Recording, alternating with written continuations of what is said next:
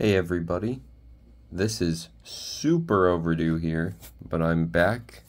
Work has been super busy. I'm basically doing two jobs at the same time now, same company, but two different roles there. Anyway, got me working long hours, but finally getting around to filming this. And these are the upgraded starter decks. That was my roommate coughing. These are the upgraded starter decks using just starter decks. So what I mean by that is using this or this. Where are the other two? I can't find them at the moment. They're buried under some cards, I think.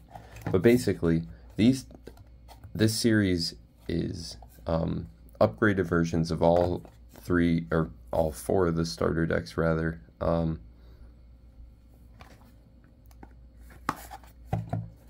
And it's assuming you could get your hands on 3 copies of each starter deck, because there's going to be some play sets in here that you wouldn't otherwise be able to get. However, there are 2 of every super rare that come in the decks, in each deck, so it's not always applicable. I'm not even sure it's applicable in this case. But anyway, I ran a poll asking you guys which deck you'd like to see first, and, you know, it got 1 vote.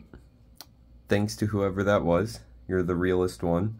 But that 1 vote was for Pleaguis. So I'm going to dive right in. I've played probably a dozen matches now with every matchup possible of just starter deck cards. None of the set 1 cards. And going off that, this is probably the best build you can get out of Pleaguis. So let me set this whole stack down here somewhere where you guys can kind of keep an eye on it. Let me see if I can just grab... Okay, cool. So, in this game you have partial mulligans, which were not in Naruto. And as a result, you can actually get kind of greedy. In Naruto, it was kind of a hard and fast rule. You run 10 0 drops, right? This game, you can definitely get away with 8, maybe even 7. But in this deck's case, there's quite a few good ones here. So, you know, playing 3 of them here, 3 copies, 3 different ones. Iron Scraps is pretty sick. Burn is just mill 1 card. So he's pretty reliably ETB draw 1 card. Like I said, we're running play sets of every 0 drop, so 3 of him. Nightshade is pretty easy to get strong. It's not hard to get 5, 10, 15 cards into your graveyard with Pleaguis. So he can be pretty good. As far as 0 drops go in this game, he's reliable. Matilda's the weakest of all of them. But she can be, you know, well, I guess upwards of 3 support because it's only other people in her team, but that's fine. So she's decent as a support. I just normally don't want to run support ninjas on 0, or support characters on 0. I'd rather run like combat on 0, support on 1. But anyway, as for 1 drops, we've got 5 here. So 2 different ones. Bartholomew, that's a 0 in his cost, kind of hard to see. But he just gets you essence. It's not super relevant, but he's good at moving cards around zones. So we run a playset of him because 2/2 is fine stats and his ability is okay. Buckeye. This dude's interesting. So attacker strategy, you pay a black, and cleanse, I think, is exile a Pleaguis character card from your graveyard. Cleanse is from the graveyard. And you move a necro ability from your discard to your hand. So, I mean, I guess he's recursion, but for whatever reason, I just don't remember him being that good, so that's why we've only got 2 of them in here. Now for the only... So, I'll just get all of these because it's very fast. So the 2, 3, and 4 drops, there's only 1 of each, and we're playing full play sets.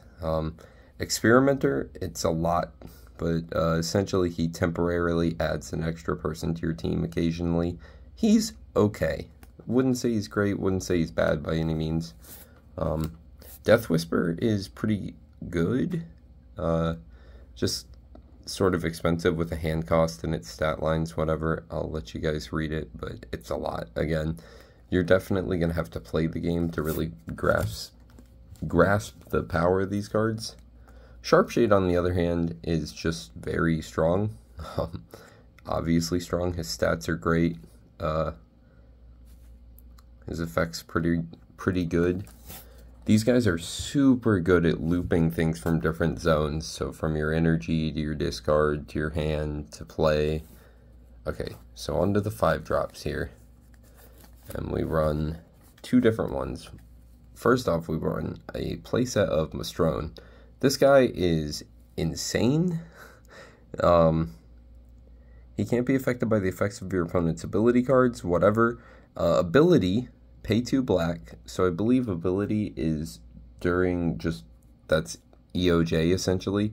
Pay 2 black, give 1 damage to any character, just any character. He is crazy. That's why we run a playset of him. Another reason there's full playsets of most of the cards in here is because there's a lot of self-mill. You'll see it soon enough. You saw it with, what's his face earlier, Nightshade, 0-drop.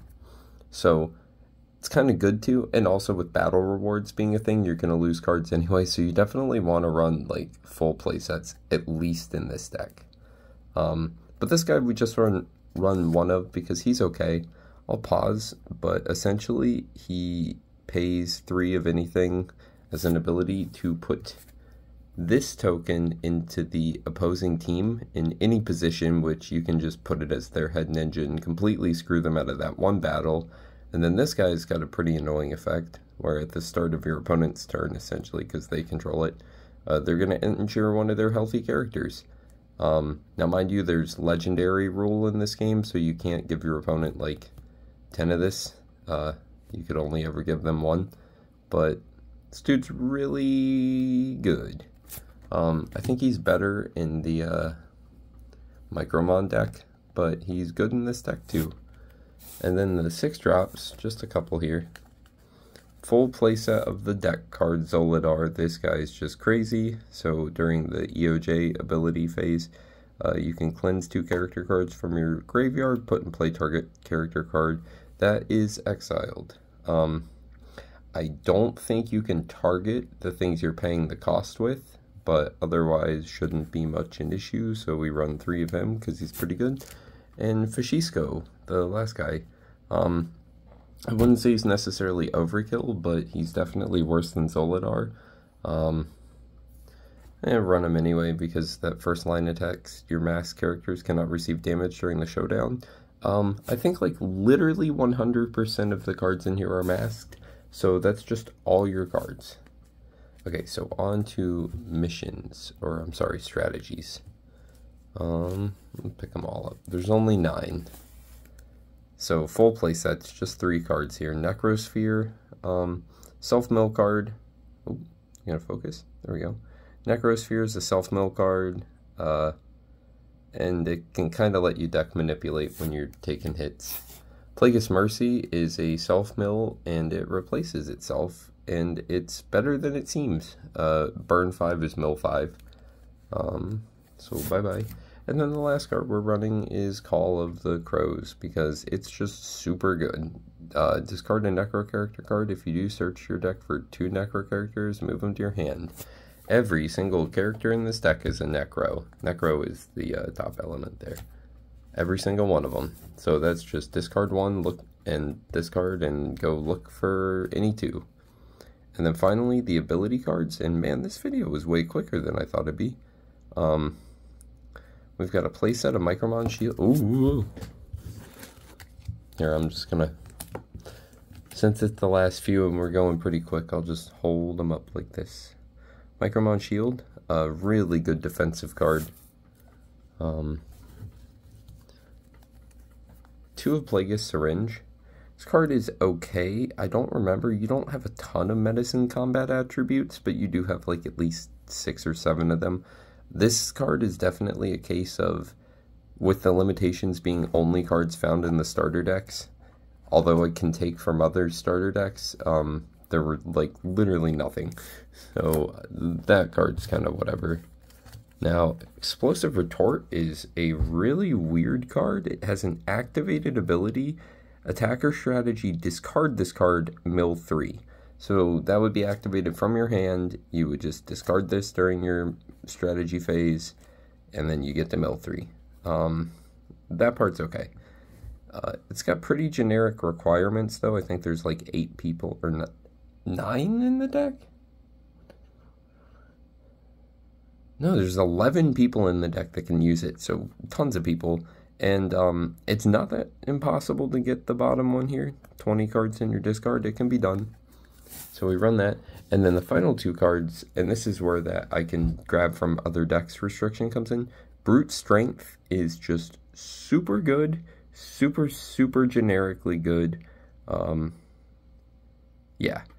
At least in the format of just starter deck only cards. This comes out of the blue deck, the Cane Pirates, but I am playing it in probably all the decks. I can't remember off the top of my head. Super, super good. Generic costs, very strong effect. User gains 5/5 until end of turn. Then you may discard a card. If you do, move this card from your essence to your hand at the end of the turn.